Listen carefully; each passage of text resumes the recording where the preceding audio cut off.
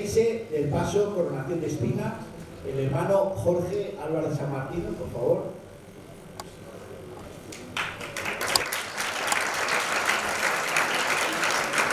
Gracias de entrega por su trayectoria como bandera del paso al hermano Juan Delgado Suárez, al que también luego ha sido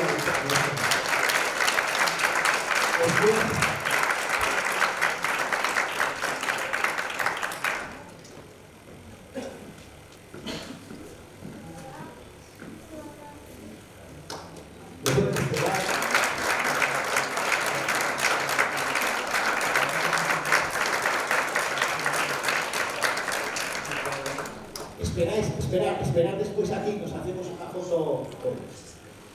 6E del paso de Ceomo, el hermano Alfonso Escapa García. Y hará entrega por su trayectoria como bandera de ese paso de Ceomo al hermano Mario Escapa González.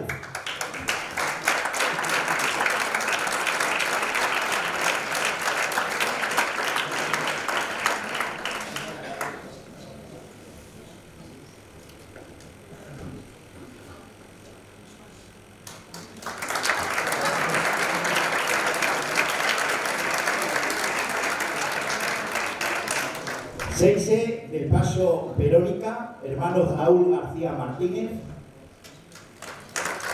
Hará entrega por su trayectoria como bandera del paso Verónica al hermano Tristán Odón Fidalgo.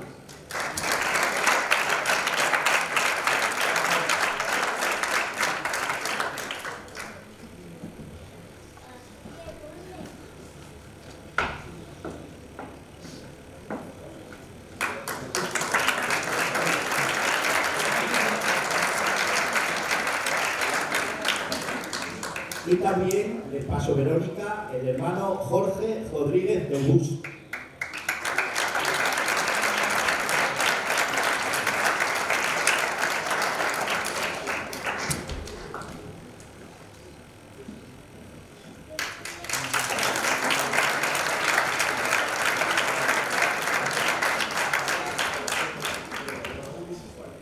Se acabó el canal.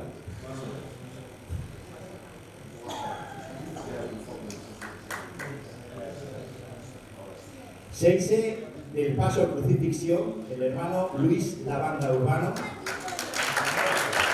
Hará entrega por su trayectoria como bandera del paso al hermano Daniel Fernández Arreba.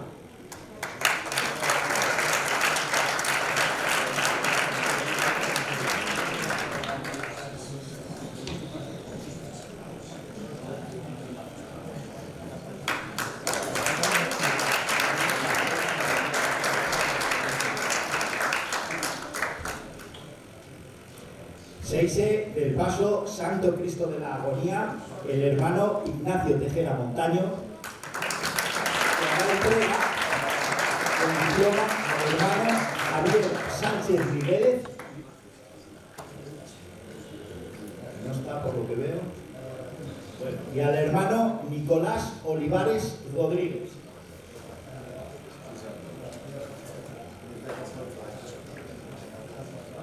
Y 6E del paso San Juan, hermano Manuel Modino Martínez.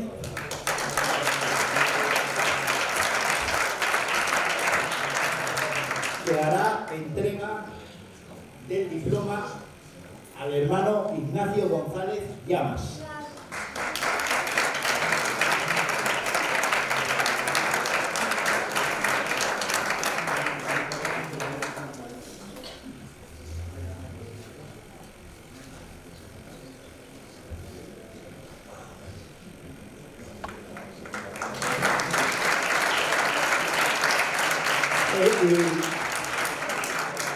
Rogaría también a la abad que subiera al escenario para hacernos la foto de familia, agradecer a todos los homenajeados y, como decimos en la jerga de Japón, que sea enhorabuena.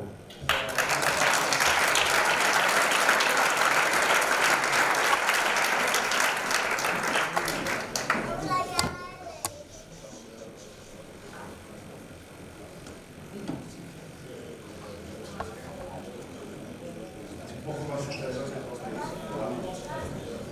Lo que os podáis poner hacia adelante, hay padres,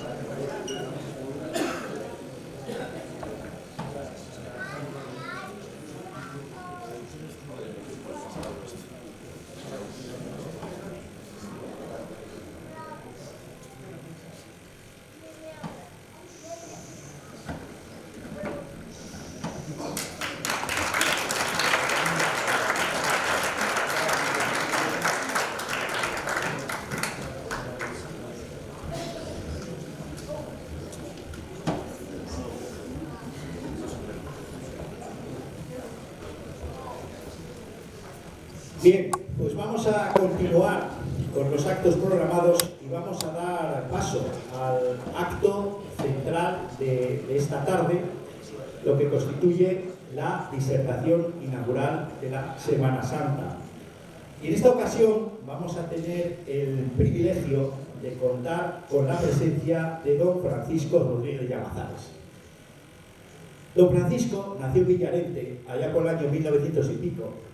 Realizó su formación sacerdotal en el Seminario San Froilán de León y fue ordenado sacerdote en el año 1968. En el año 1990 llegó como canónigo a la Real Colegiata de San Isidoro y fue nombrado abad en el 2004, hasta este mismo año en que presentó su renuncia.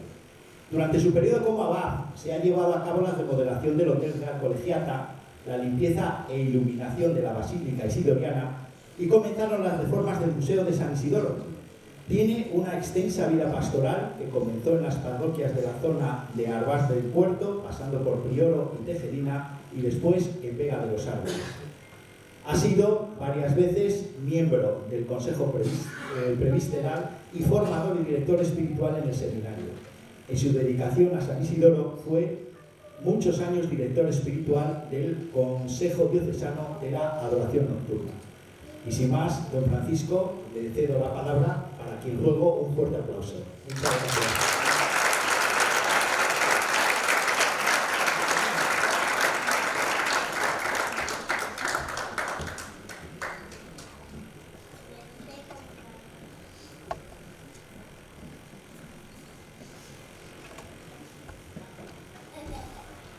Buenas tardes, un saludo a la abad, a la Junta de Seixes, a los hermanos de la Cofradía del Dulce Nombre de Jesús Nazareno. He recogido de una forma muy esquemática 3 expresiones que creo que nos vienen bien de recordar a los que formamos. Yo me siento, aunque no oficialmente, miembro de las cofradías leonesas, las he vivido y las vivo con mucho entusiasmo, a los que formamos parte de las cofradías. Una frase del Concilio Vaticano II, referida especialmente a los laicos y a los cofrades. Dice el concilio que los cofrades están llamados por Dios a contribuir casi desde dentro, a modo de levadura, en la santificación del mundo. Es la vocación común de todo laico y de todo miembro de una cofradía. Otra frase del Papa San Pablo VI, en una gran encíclica, dice el Papa que los seglares y los cofrades están llamados por Dios a contribuir casi desde dentro, si se dan cuenta es una expresión muy parecida, a modo recordando que tienen que dar a los hombres y a las mujeres de nuestro tiempo un sentido cristiano y de evangelio. Y finalmente otra frase, otra expresión del Papa Francisco que dice que los cofrades y los laicos cristianos están llamados a cultivar su vida asociativa y su presencia caritativa con un compromiso creativo y dinámico. Es la vocación de todo cofrade. Y añade, déjense animar por el Espíritu y caminen como hacen en las procesiones, háganlo así en toda su vida comunitaria. Y con este brevísimo recuerdo, que nos viene bien a todos, pues pasamos ya a hacer como un pequeño recorrido por cada uno de los 13 pasos de la cofradía.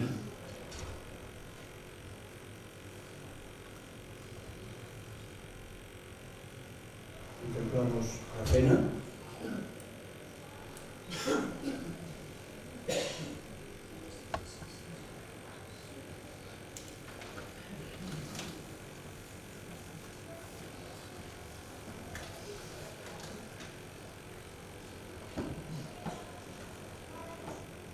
Bueno, ahí tenemos el paso de la Sagrada Cena. Y lo ponemos ahí para recordar que todos los pasos que ustedes procesionan desde su cofradía tienen un punto de arranque muy importante en este paso que vemos aquí. La Sagrada Cena nos recuerda el momento en que Jesús se reúne con sus apóstoles para celebrar la cena pascual judía, que los israelitas celebraban todos los años puntualmente, en la que recordaban la liberación del pueblo de Israel. Una cena con muchos elementos, todos muy significativos. Jesús se reúne con sus apóstoles como buen judío para celebrar la cena de la Pascua. En esta cena, como digo, el pueblo de Israel rememoraba puntualmente todo lo que Dios había hecho en favor de aquel pueblo. Y dice el Evangelio, en el Marcos 14, cantados los himnos, era la última, diríamos, la última fase que tenían la celebración de la cena, salieron para el monte de los Olivos. Y añade el evangelista, para orar en la noche. La noche que dice el Evangelio, ya entramos o vamos caminando hacia el primero de sus pasos, todavía podemos estar en la cena. Esta noche recuerda aquella noche de la última de las plagas de Egipto. Recuerdan, ¿no? Cuando Dios mandó al ángel exterminador que pasara por las casas de los israelitas que previamente habían sido untadas con la sangre del cordero. Fíjense qué simbolismo más bonito entre el cordero de la Pascua judía y Jesús, cordero de Dios, que derrama su sangre. Cuando el ángel exterminador pasaba por la casa de los israelitas, pasaba de largo, y así Dios liberó a los israelitas de perecer y de exterminar. Entonces Jesús va con sus discípulos al huerto de Getsemaní para orar en la noche. Él en aquel momento, Jesús estaba ya decidido a que en la noche, en aquella noche, víspera de su muerte en la cruz, Él entregara su vida por la salvación del mundo con su sangre derramada en la cruz. Y añade el texto, fueron a una finca llamada Getsemaní y dijo a sus discípulos, sentaos aquí mientras voy a orar. Esta finca se llamaba Getsemaní en los tiempos de Jesús, el huerto de los Olivos, donde Jesús oró aquella noche. Y es que ciertamente que en esta finca de Getsemaní había una almazara. Cuando los peregrinos visitamos Tierra Santa, visitamos los olivos milenarios, posiblemente que algunos de ellos pudieron ser testigos de la agonía del Señor en el huerto de Getsemaní. Una almazara donde se prensaban las aceitunas, almazara que daba el nombre a aquel huerto, Getsemaní. Jesús en aquel momento se dispone a ser prensado como una aceituna para dar no aceite, para dar vida, para redimirnos del pecado. Allí Jesucristo experimenta la última soledad humana, toda la tribulación de la condición humana. Aquí el abismo del pecado y del mal le llevó hasta el fondo del alma. Y así añade el texto, allí había un huerto y en el sitio donde le crucificaron, y en el huerto un sepulcro donde nadie había sido enterrado todavía. San Juan, de quien es esta cita, hace referencia al huerto del Edén, donde el hombre fue colocado al comienzo de la creación, un huerto de felicidad, de paz, de armonía. Pero aquel huerto, que fue el huerto de la felicidad del ser humano, se convirtió por el pecado en un huerto de sufrimiento y de dolor. Había un huerto. Ese huerto hace referencia al lugar donde Jesús fue crucificado y al lugar donde Jesucristo resucitó. Si se dan cuenta, todos estos textos del Evangelio que están integrados en sus pasos, por eso me gustaría que cuando lleguemos a cada paso los hermanos o los braceros que empujan ese paso, que lo hacen con mucho sacrificio y mucha devoción, entren un poquito en estas frases del Evangelio que nos van indicando el sentido y el porqué de ese paso. Y pasamos a la oración en el huerto. Tratemos de acercarnos al misterio de la hora de Jesús. La hora es una expresión que utiliza muchísimo San Juan, el evangelista. La hora para San Juan es el momento en que Dios Padre, desde siempre, ha determinado llevar a cabo la salvación del mundo. Llega el momento de la hora de Jesús y el Señor dice a sus discípulos: me muero de tristeza, quedaos aquí y velad. Este paso de la oración del huerto encierra pues todo ese comienzo de la agonía, del sufrimiento, de la muerte de Jesús en la cruz. Y Jesús, curiosamente, en este momento nos hace un llamamiento a la vigilancia, porque la somnolencia es la ocasión para el poder del mal y del pecado. El demonio, el pecador, el pecado, la tentación, siempre nos sorprende cuando estamos durmiendo, cuando no estamos vigilantes. Y Jesús les dice a los apóstoles: vigilad y orad. La somnolencia del alma es aquella que nos impide ver el poder del mal en el mundo. En nuestro mundo, desgraciadamente, hay mucho mal. Si no percibimos ese mal y las consecuencias del mal, es tal vez porque no hemos asumido ni cumplido la invitación del Señor: vigilad. Porque en el mundo hay mal. El mal que produce las injusticias, los sufrimientos del corazón humano. Y esto lo otorga el poder del maligno. Jesús dice que el maligno obra en la noche y obra a traición. ¿Recuerdan la parábola del trigo y de la cizara? A continuación, Jesús comienza propiamente su verdadera pasión en el Monte de los Olivos, Getsemaní. No olviden el significado de este nombre. Y el evangelista Mateo y Marcos dice que Jesús cayó en tierra, una postura que expresa la suprema sumisión al designio misterioso del Padre. Cayó en tierra.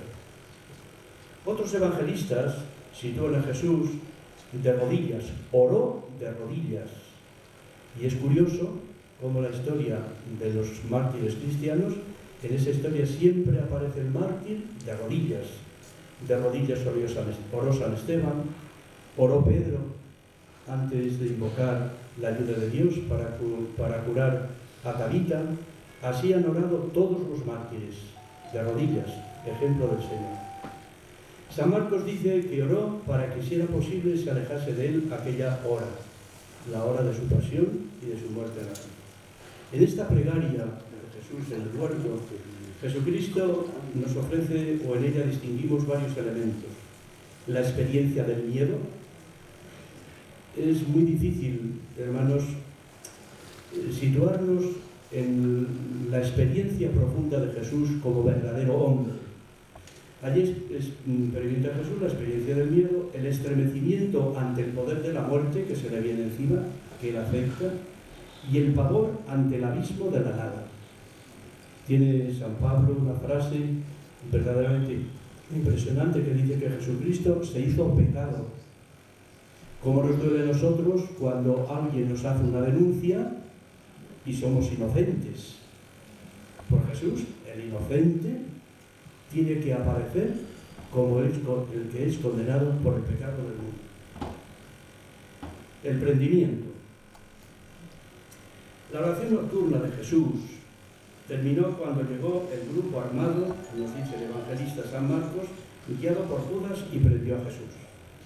En el prendimiento de Jesucristo hubo un doble proceso. El proceso religioso, que era el que correspondía a las autoridades judías. Pero también existió un proceso civil, porque era el que le correspondía a Poncio Pilato, que era el gobernador de Palestina y de Jerusalén en aquel momento. Jesucristo pasa por esos dos procesos, y en el proceso de Pilato se da cuenta, ante el interrogatorio que le hace al Señor, de que aquel que le presentan ni ha condenado al templo, ni ha blasfemado, que no es reo de muerte. Y en el fondo Pilato se da cuenta de que nada hay en contra de Jesús que merezca la condena. Y entonces el gobernador lo remite de nuevo a los judíos. Pero los judíos no podían crucificar. Esa autorización le correspondía al gobernador militar. Sin embargo, ¿por qué los judíos piden con insistencia la muerte de Jesucristo en la cruz? No bastaba su coronación de espinas, la flagelación, otro tipo de muerte, de que le metieran en la cárcel, fue la propuesta que hizo Barrabás al pueblo. Y los judíos que no, crucifícalo. Porque los judíos conocían muy bien un texto de la Biblia, de la Sagrada Escritura, donde se dice: maldito el que cuelga de un madero. Entonces ellos, conociendo muy bien la Escritura, les interesaba que aquel condenado a morir muriera en una cruz, porque si muere en la cruz es que es un maldito de Dios. Fijémonos, procuremos entrar un poco en estos sentimientos del Señor en cada uno de los momentos y el proceso de su pasión. Maldito quien cuelga de un madero. Por eso el pueblo pide, no quiere que le den muerte de otra manera, o lo elimine el gobernador, que muera crucificado, para que se cumpla la sentencia. A continuación, el paso de la flagelación, dice el texto: entonces Pilato, viendo que su propuesta no la aceptaron los judíos, tomó a Jesús y lo mandó a azotar. Seguro que todos hemos visto una o muchas películas, ¿no?, sobre la pasión del Señor. Y este momento de la flagelación para los condenados a morir en la cruz, la flagelación por parte de los romanos, era un proceso verdaderamente impresionante y lleno de dolor terrible, porque los soldados se les encargaba, dice la Escritura, que 50 azotes menos uno, dice San Pablo, ¿no?, que no se le dieran más azotes de ese número porque el condenado no los aguantaba. Bien, la crucifixión, la corona de espinas, perdón, la flagelación, la corona de espinas. Dice también la Sagrada Escritura que él le pusieron una corona de espinas, el evangelista San Marcos. La corona de espinas, que según algunos autores, algunos intérpretes, no fue una corona al uso como la vemos nosotros en la cabeza del Señor y como aparece ahí en la foto, sino que fue una especie de gorra o de gorro trenzado de espinas, y la colocaban en la cabeza del condenado para producirle el mayor sufrimiento posible. No es lo mismo que te puncen una serie de espinas en torno a nuestra cabeza que sea un casquete colocado sobre la cabeza. De esta manera Jesucristo nos recuerda aquella expresión del chivo expiatorio del Antiguo Testamento.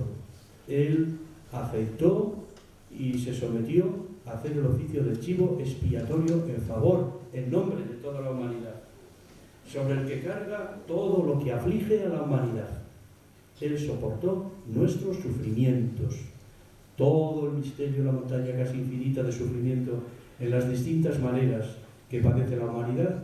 Todo ello Jesús lo aceptó simbólicamente y realmente en la coronación de espinas. El ecce homo.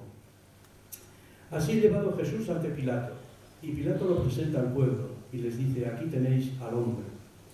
Jesús, por lo tanto, aparece como mostrándonos lo que es propiamente el hombre. Eso es el ser humano, desgraciadamente, desde el momento en que el ser humano desobedeció a Dios y perdió la dignidad del jardín del Edén. Aquel primer jardín, Jesús, en un jardín en el Edén, allí comenzó su pasión y en el jardín tuvo lugar la resurrección. En él se manifiesta la miseria de todos los golpeados de la vida. Ecce homo. En su miseria se refleja la inhumanidad del poder humano.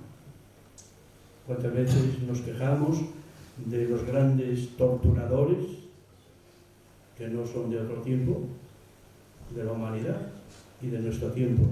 Ahí está en el Señor, en ese momento, la presencia de la inhumanidad del poder humano, que aplasta de esta manera al impotente. En él se refleja lo que llamamos el pecado y sus consecuencias, en lo que se convierte el ser humano cuando da las espaldas a Dios y toma en sus manos por cuenta propia el gobierno del mundo. Y esto no es teoría, ni filosofía, ni novela. Esto es una realidad que desgraciadamente se produce también en nuestro tiempo. Nuestro Padre Jesús Nazareno. Es esta imagen uno de los referentes de la pasión humana de Cristo. Jesús el Nazareno representa la máxima cercanía entre lo humano y lo divino. Nuestro Padre Jesús Nazareno. En Jesús el Nazareno se nos remite a su dimensión humana. El nombre de Nazareno, como todos sabemos, lo llevó el Señor por el pueblo donde se había criado en Nazaret. Su condición de naturaleza de hombre, que nació en una aldea, allí vivió 30 años, conocido por el gentilicio de origen y por tanto el Nazaret. Jesús, en símil biográfico, se parece al cristiano que peregrina. El nazareno, esta imagen tan querida, tan entrañable, que cuando pasa por nuestras calles y la contemplamos, no los que la llevamos sobre nuestros hombros, sino los que vemos la imagen en las aceras, es una de las imágenes más impactantes.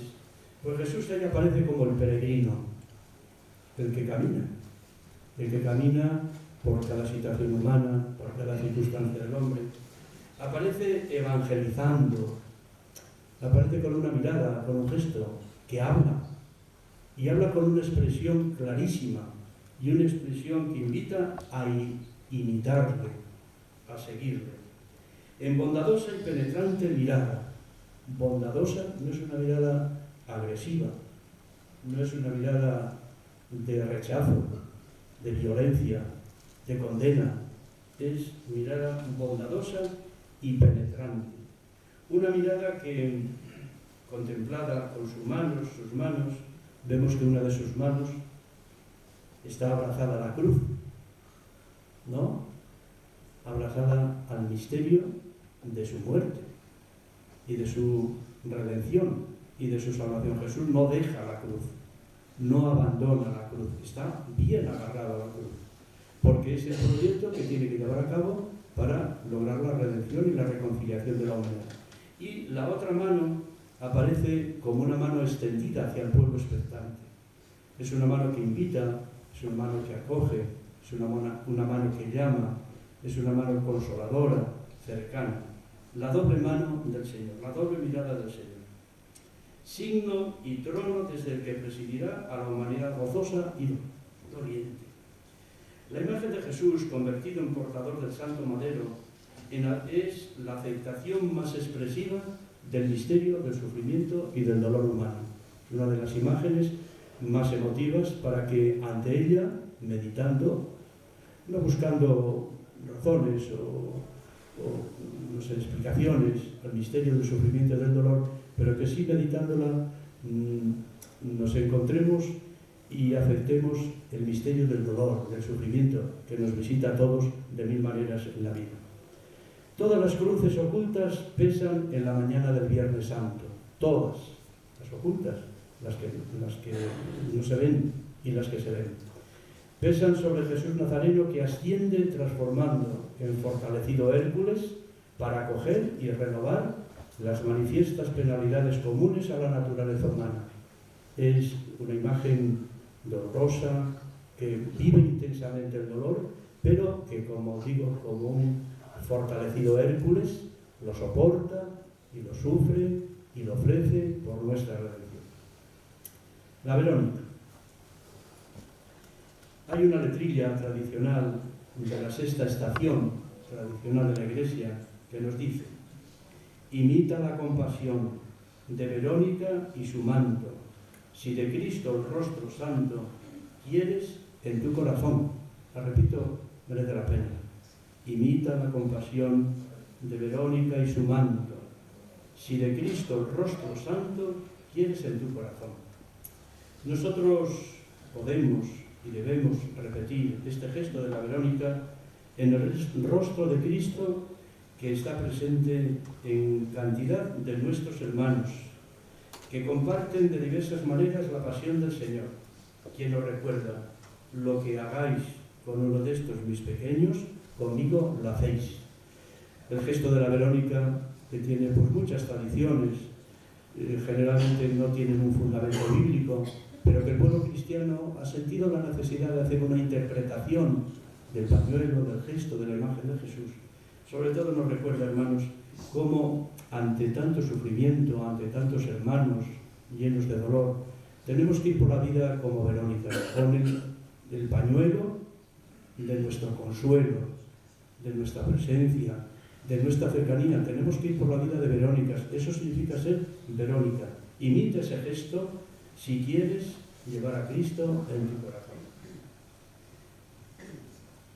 Y seguimos avanzando. El espolio. Los evangelistas, estamos bien, ¿no? Bien. No hemos ensayado nada, ¿eh? Y está saliendo, sobre todo por parte del realizador, perfecto. Yo de vez en cuando se lo cambiaré, pero bueno, nos entendemos, ¿verdad? Bien. El espolio, en Mateo 27:35. Los evangelistas nos dicen que los soldados encargados de la ejecución se repartieron sus vestidos echándolos a suerte. Lo dice el texto evangélico. Pues según costumbre romana, las ropas del ejecutado corresponden al pelotón de soldados. Hasta aquí, bien, ¿no? Quitaron sus ropas, las repartieron, como era costumbre entre los romanos. San Juan, sin embargo, distingue dos momentos. Los vestidos de Jesús distribuidos entre los soldados y la túnica. Dos tipos de ropa que despojaron a Jesús antes de crucificar. Sus vestidos, la túnica. Y San Juan la describe así, sin costuras, tejida de una sola pieza. Y los soldados, cuando le entregan la túnica, dicen: no la rasguemos, echemos a suerte. La túnica del sumo sacerdote se tejía así, de una sola pieza, del sumo sacerdote. Por ello podemos encontrar una referencia a la dignidad de Jesús, no solamente como el verdadero rey de Israel, Mesías, que muere en la cruz, sino también como Jesús, sumo sacerdote de la nueva alianza. Con lo cual, este gesto, que aparentemente no tiene importancia ninguna, ¿qué más da? Pues tiene muchísima importancia, según el texto del Evangelio. Y tiene la importancia de que en las vestiduras, en su muerte en la cruz, y en la túnica, encontramos el doble aspecto de Jesucristo, su realeza y su sumo sacerdocio. ¿Por qué sumo sacerdocio? Porque es el sacerdote eterno que va a ofrecer al Padre un sacrificio, el sacrificio de la redención. Un sacrificio que en cada momento que se celebra una misa en nuestras iglesias y templos se repite puntualmente. Precisamente este gesto se cumple en la hora extrema de su deshonra. Allí cumple Jesús su oficio, su realeza, su sacrificio y su condición ministerial, el gran sacerdote. Los padres han visto la túnica sin costura, es una interpretación patrística que en la Iglesia, pues quizá no siempre se le ha dado mucha importancia a la interpretación de los santos padres acerca de textos de la Biblia, pero cada vez más se está recuperando este sentido y esta interpretación que los padres de la Iglesia han hecho de la Sagrada Escritura. Los padres, digo, han visto la túnica sin costura, una imagen de la unidad indestructible de la Iglesia. No la rasguemos, no la rompamos, echémosla a suertes, dicen los soldados.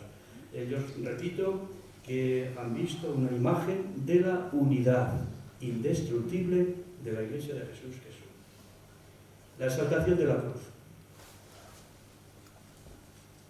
El nombre de la exaltación de la cruz alude a la elevación de Jesucristo en la cruz.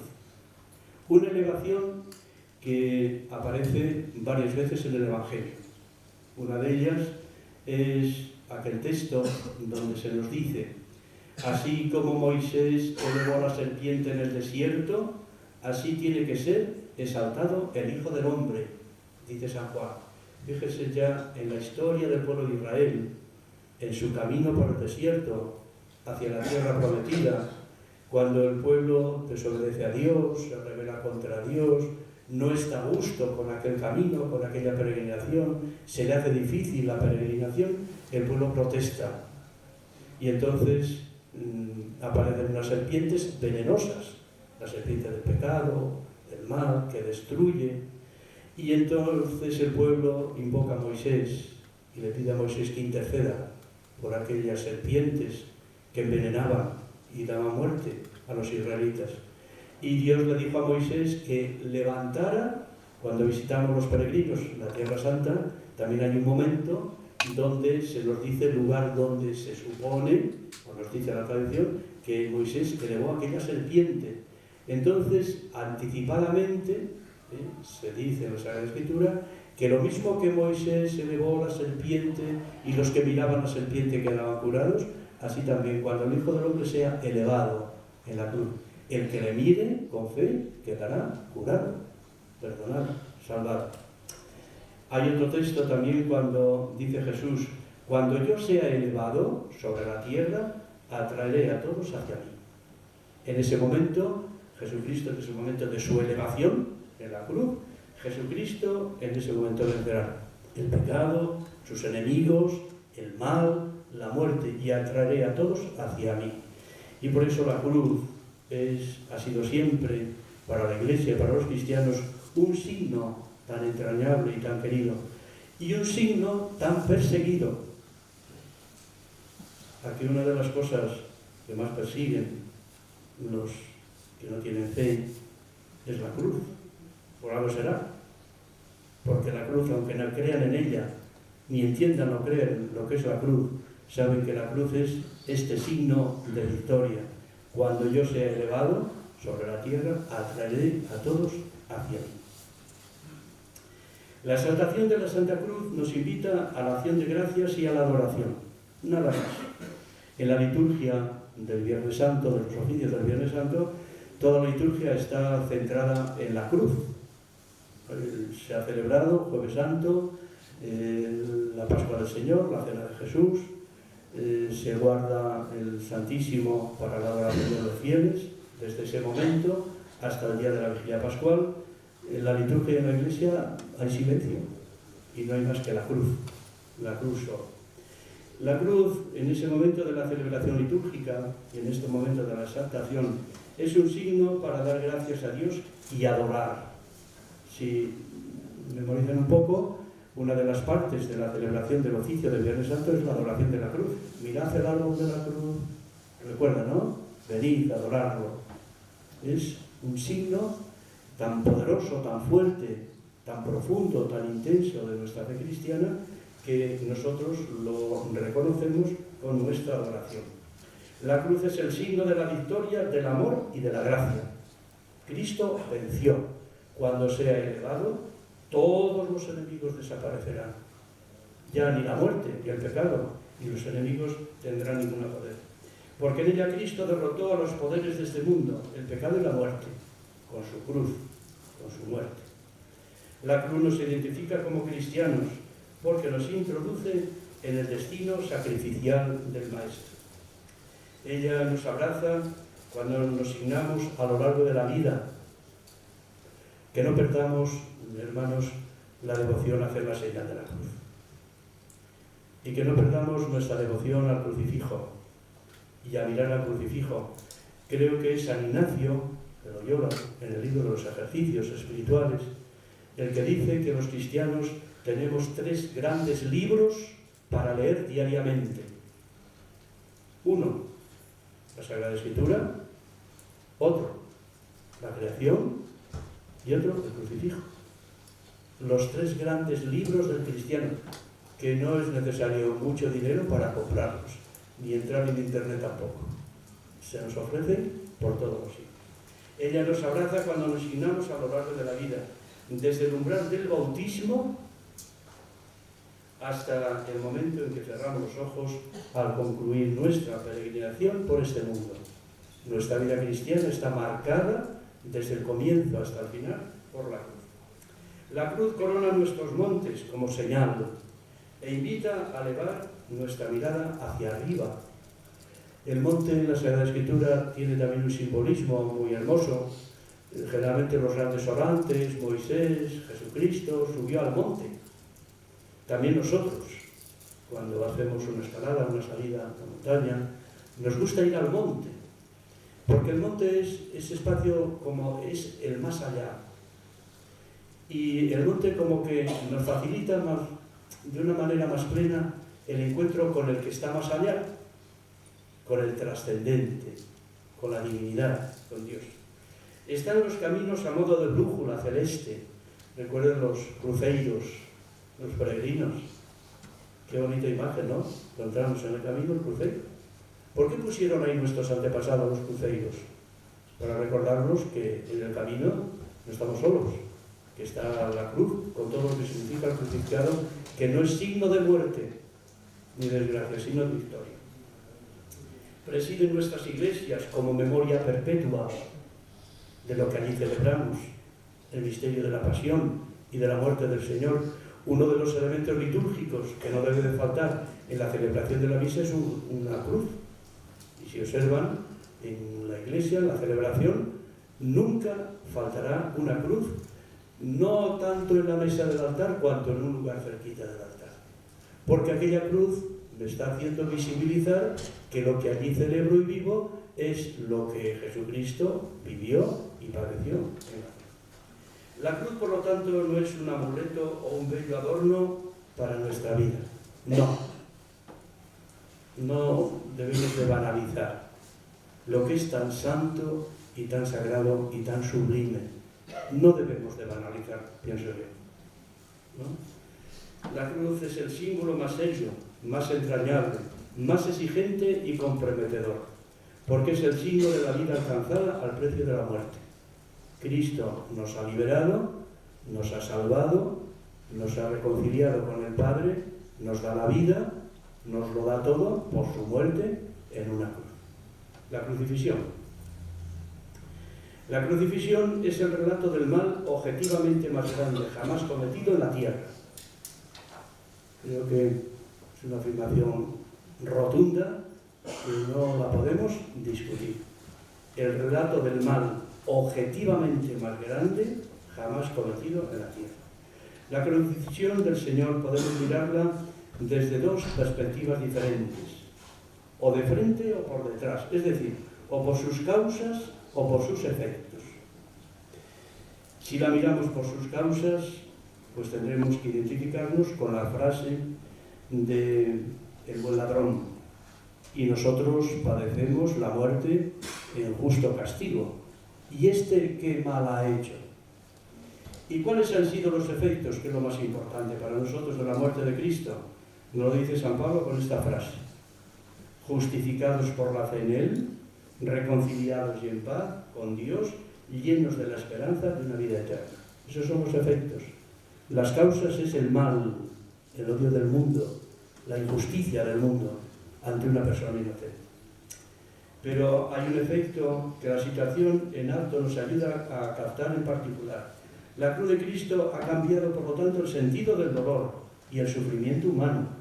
No ha quitado el sufrimiento del mundo. No. Sí que le ha dado un sentido, una razón, una esperanza, que es mucho, que es muchísimo.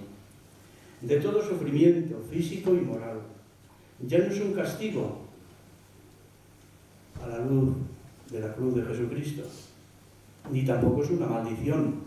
Esto en el Antiguo Testamento, bueno, pues se tenía como una convicción profunda. Recuerden la historia de Job, ¿no? Cuando Job, bueno, pues es desposeído de sus tierras, de no sé qué, de su familia, de su salud, de sus bienes, y van sus amigos a intentar consolarle. Le dicen: Job, algo malo has hecho, te has portado mal con Dios, porque Dios te castiga, te está castigando, y te castiga por el pecado. Pues no. Desde la muerte de Jesucristo, la muerte ya no es un castigo, una maldición. Ha sido redimida en su raíz desde que el Hijo del Hombre la ha tomado sobre sí. ¿Cuál es la prueba más segura de que la bebida que alguien te ofrece no está envenenada? Aquí hay algún médico, o más de uno. Yo conozco por lo menos uno, muy de cerca, que me ayuda a recomponer mi boca, ¿no? Con mucho cariño y mucha profesionalidad. ¿Cuál es la prueba más segura de que la bebida que alguien le ofrece no está envenenada? El enfermo, el médico al enfermo, es que si él bebe delante de ti de la misma copa, es decir, si el médico bebe y toma ese medicamento delante de ti, es que ese medicamento no es veneno, es curación. Y Jesús lo que ha hecho es beber él delante de nosotros, anteriormente a nosotros, beber el veneno del sufrimiento hasta el misterio más profundo de nuestra vida. Así lo ha hecho Dios. En la cruz ha bebido delante del mundo el cáliz del dolor hasta las heces. Así ha mostrado que el cáliz, y todo lo que significa el cáliz no está envenenado, sino que hay una perla en el fondo de él. Lo importante es descubrir y sentir esa perla. El Santísimo Cristo de la agonía de Jesús, según los relatos evangélicos, bueno, 5 minutines quedan todavía, ¿no? Pero hay que pedir permiso, el abad se lo da y uno pues abusa, ¿eh? Bueno, bien, gracias. Jesús murió orando en la hora de nona, dice el Evangelio, a las 3 de la tarde. Y según los evangelistas, la muerte de Jesús en la cruz es un acontecimiento cósmico y litúrgico. Acontecimiento cósmico y litúrgico. Cósmico, ¿por qué? Porque nos dice el Evangelio, el sol se oscurece, la tierra tiembla. Y litúrgico, ¿por qué? Porque dice también el texto bíblico que el velo del templo se rasga de dos en dos. Yo he oído comentarios muy certeros, muy estudiados de lo que era el velo del templo, la textura que tenía, lo que pesaba, y ese velo no se rompía así sin más ni más. ¿Por qué se rompió el velo del templo? El velo del templo era toda la antigua ley, los antiguos profetas, los anuncios antiguos, las profecías. Aquello ya ha pasado y ha venido una alianza nueva, una vida nueva, traída por la muerte y la resurrección del Señor. Y muchos muertos resucitan. Así lo describe la Sagrada Escritura, el paso del Santísimo Cristo de la agonía. San Juan, la figura de San Juan, pues es una figura entrañable, es una figura encantadora. Ya saben que a San Juan le encomendó Jesús el oficio de acoger, de cuidar, de recibir y de acompañar a la Virgen en su casa. Y a la Virgen le encomendó a San Juan, y a la persona de San Juan, a toda la Iglesia y la humanidad, el oficio y la misión de tener a María como madre. En esas palabras de Jesús, moribundo, que es el testamento del Señor, madre, ahí tienes, hijo, ahí tienes. En esas palabras testamentarias se encierra pues todo el misterio del amor de Jesucristo a la humanidad.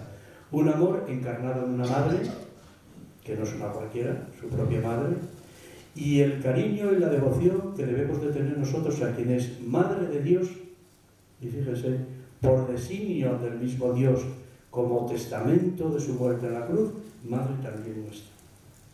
Termino.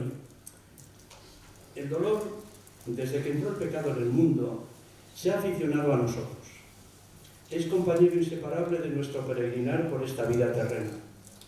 Antes o después, aparece por el camino de nuestra existencia y se pone siempre a nuestro lado. Tarde o temprano toca en nuestras puertas y no nos pide permiso para entrar. Entra y sale como si fuese uno más de casa. Es un hecho que vivimos todos los seres humanos cada día. El sufrimiento parece que se aficiona a algunas personas de un modo especial, es verdad. Pensemos en tantos hermanos como sufren el hambre, la guerra en este momento, justicias. La vida de la Santísima Virgen estuvo profundamente marcada también por el dolor. Dios quiso probar a su madre, nuestra madre, en el crisol del sacrificio, que es donde se prueba el verdadero amor. También a ella quiso que pasara por esta experiencia del dolor. Y la probó como pocos. María padeció mucho, pero fue capaz de hacerlo con entereza, con amor. Dice San Juan que María estaba, el verbo stabat, palabra latina, estaba, es un verbo activo. No estaba allí la pobre, pues yo qué sé, lloriqueando, de amargura, y Dios mío. No, estaba de pie, firme, segura, ante la cruz de su Hijo. La probó como María padeció mucho, pero fue capaz de hacerlo con entereza y con amor. Ella es para nosotros un precioso ejemplo también ante el dolor. Ella es la Virgen dolorosa. Para nosotros, Cristo mismo predijo que no pocos males, dolores y sufrimientos tendríamos que experimentar a lo largo de la vida. Él nos pidió como condición de su seguimiento negarse a uno mismo y tomar la cruz propia de cada día. El discípulo se tiene que parecer al Maestro. Nosotros no podemos seguir al Señor por un camino, una vía distinta del camino de la cruz, que pasa por la cruz. Nos prometió persecuciones por causa suya, y por eso no tenemos que asustarnos cuando la Iglesia de Jesucristo ha sido perseguida siempre, y también en nuestro tiempo, y odiada. Como se odia y se persigue, y se quita y se elimina la cruz, porque la cruz es algo tan profundamente constitutivo del cristiano y de la Iglesia, que si algún enemigo logra arrancar la cruz, pues arranca la raíz más profunda de nuestra fe, de nuestras convicciones. Nos aseguró que seríamos objeto de todo género de mal por ser sus discípulos, que nos llevarían ante los tribunales, que nos insultarían y despreciarían, que nos darían muerte, como él, como tantos mártires. Qué importante es ante estas exigencias recordar el ejemplo de nuestra madre. El verdadero cristiano, el buen hijo de María, no se amedrenta ni se echa atrás ante la cruz ni el dolor, como no se ha hecho atrás el nazareno, que porta con valeroso fuerza la cruz cogida entre sus manos, bendiciendo al pueblo. Demuestra su amor acogiendo la voluntad de Dios con decisión y entereza, con amor. Pues que imitemos también nosotros el ejemplo valeroso de fortaleza de nuestra madre, la Virgen de los Dolores, que es uno de los títulos y nombres, pues no sé, más entrañables y más queridos, porque parece que se identifica más plenamente con la historia del sufrimiento y del dolor de la humanidad y nuestros. Bueno, pues muchas gracias. Yo felicito al realizador, que lo ha hecho maravillosamente bien. Para ustedes todas estas imágenes son muy familiares, ¿no? Porque bueno, las viven en la procesión y nada, les agradezco que me hayan invitado y compartido con ustedes estas pequeñas reflexiones, dichas un poco así muy rápida y muy ligeramente, pero bueno, que nos despierten el hambre de conocer más y mejor lo que significa ser bracero o miembro de la cofradía. Pues muchas gracias.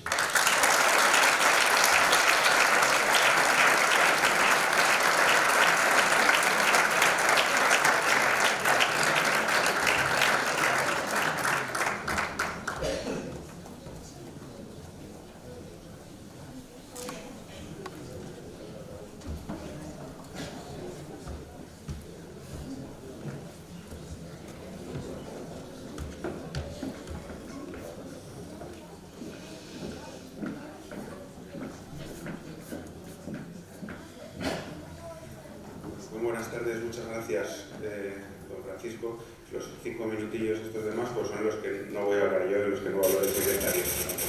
Así que mejor para todos. Bueno, gracias de verdad por haber aceptado la invitación de la Cofradía del Dulce Nombre de Jesús Nazareno y haber hecho este interesantísimo recorrido y reflexión sobre lo que son pues, nuestros pasos, los misterios que portamos sobre nuestros hombros el Viernes Santo. Yo creo que es importante, como bien ha dicho usted, que los hermanos pues tengan claro y conozcan efectivamente el significado de lo que están llevando, ¿no? Y tenemos que agradecérselo muy especialmente porque don Francisco, como ha dicho antes el secretario, pues ha sido el abad de San Isidoro hasta hace un mes o pocas fechas. Y entonces, cuando ya él pensaba que este tipo de encargos iban a pasar ya para el siguiente, pues ha llegado la cofradía para encargárselo también a él, ¿no? Entonces, muchísimas gracias y sin más queremos hacerle entrega de un pequeño detalle para que recuerde el día de hoy y en definitiva para que se acuerde de nuestra cofradía.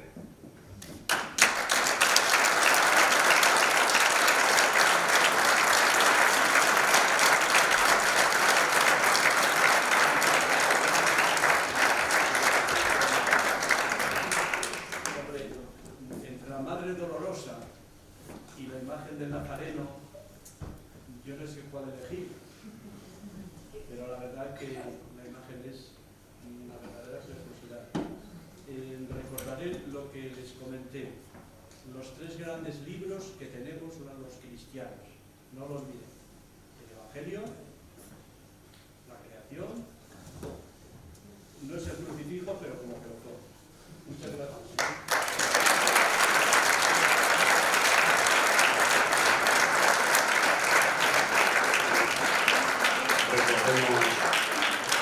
Recogemos el guante y seguro que volvemos a contar con usted, y en ese caso pues tendrá el cuadro de la Dolorosa para que haga...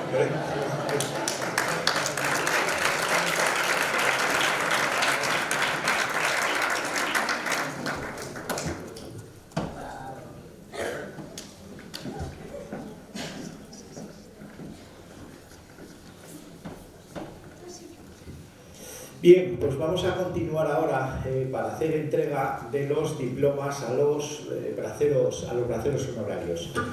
Entonces voy al mismo formato que hicimos con los banderas. Entonces rogaría que subiera el 6 de la oración del muerto, el hermano Ignacio Hurtado Carracedo,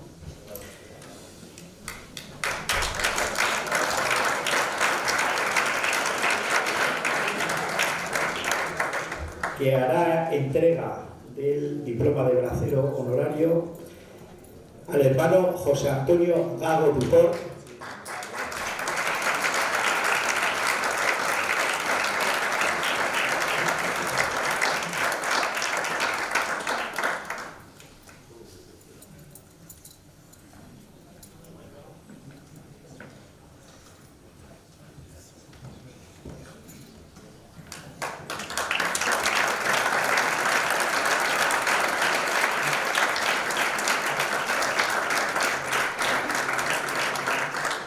y al hermano Emilio Gago Duport,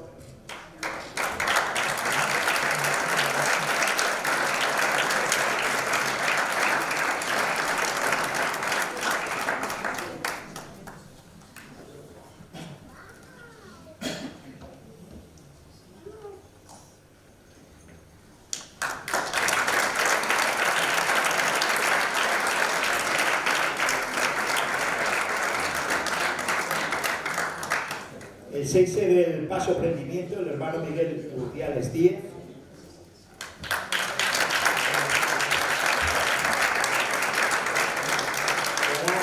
que hará entrega del título de bracero honorario al hermano Antonio Francisco Otero Bragado,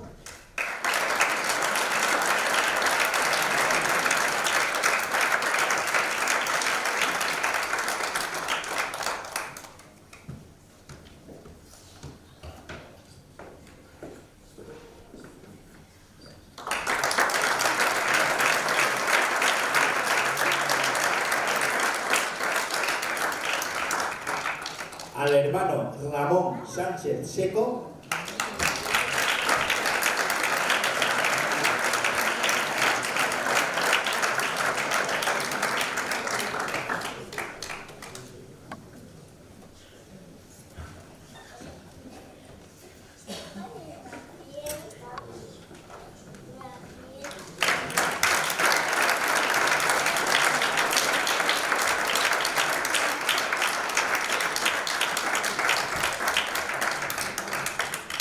y al hermano Jesús Santos Carvajo.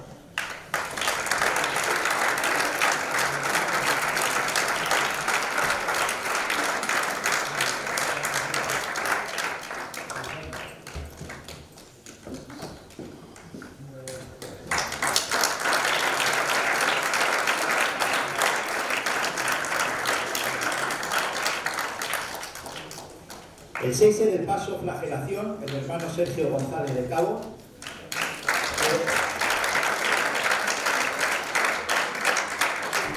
que hará entrega de los títulos de bracero honorario al hermano Manuel García Morala,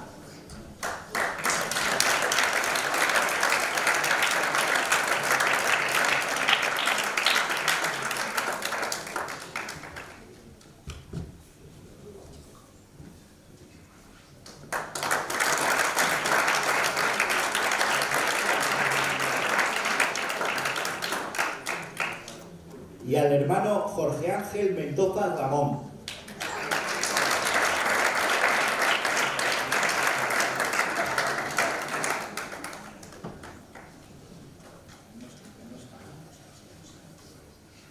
El 6 del paso Coronación de Espinas, el hermano Jorge Álvarez San Martino.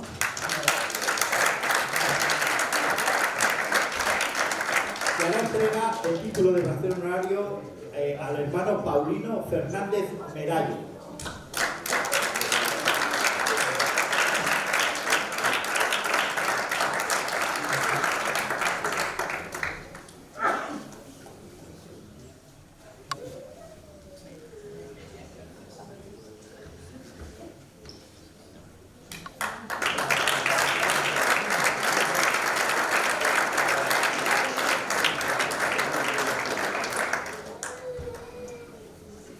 El 6 del paso Exaltación, el hermano Juan Carlos Morán Fernández.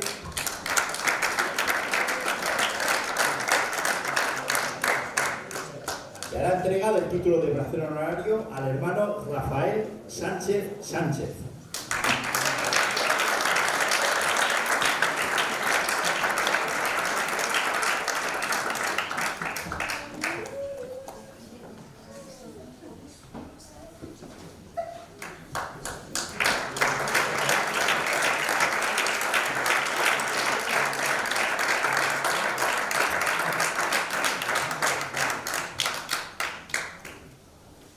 El 6 del paso Crucifixión, el hermano Luis Lavanda Urbano.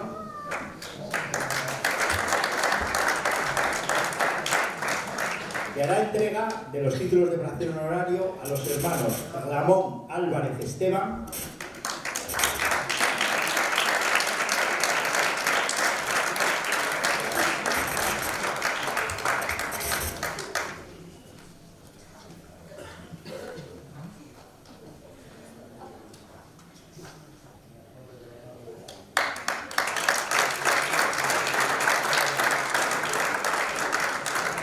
y al hermano José Antonio García Fuertes.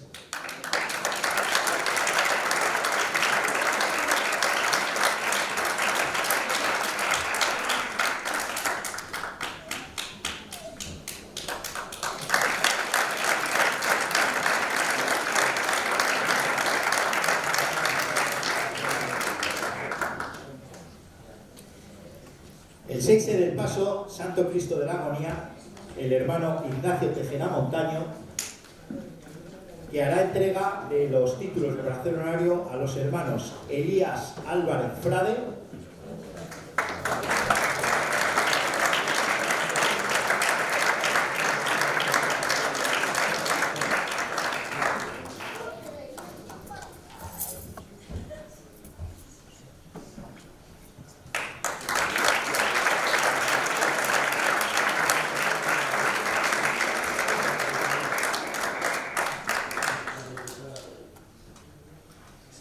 al hermano Francisco Javier Antoñanzas Suárez,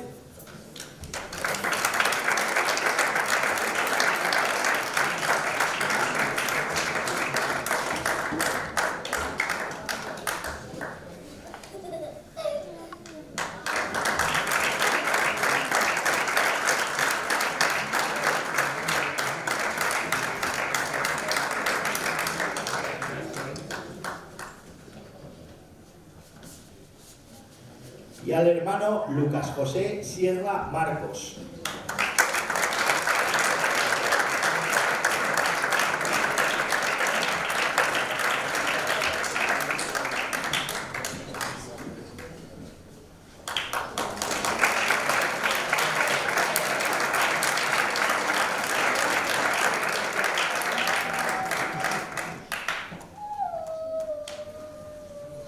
El 6 del paso San Juan, el hermano Manuel Ángel Modino Martínez.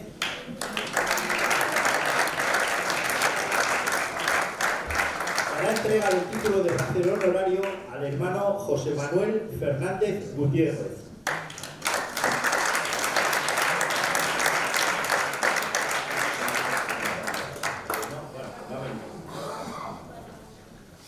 Y el 6 del paso Madre Dolorosa, hermano Tomás Castro Alonso. Y hará entrega.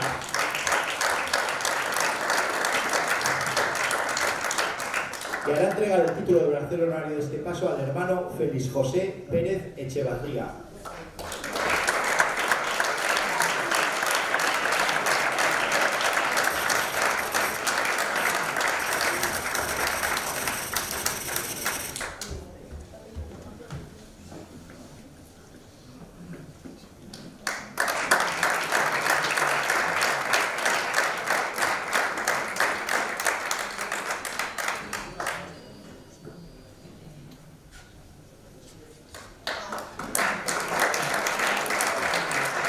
Muchísimas gracias a todos, que sea enhorabuena y rogaría a Álava que subiera para hacernos la foto de familia.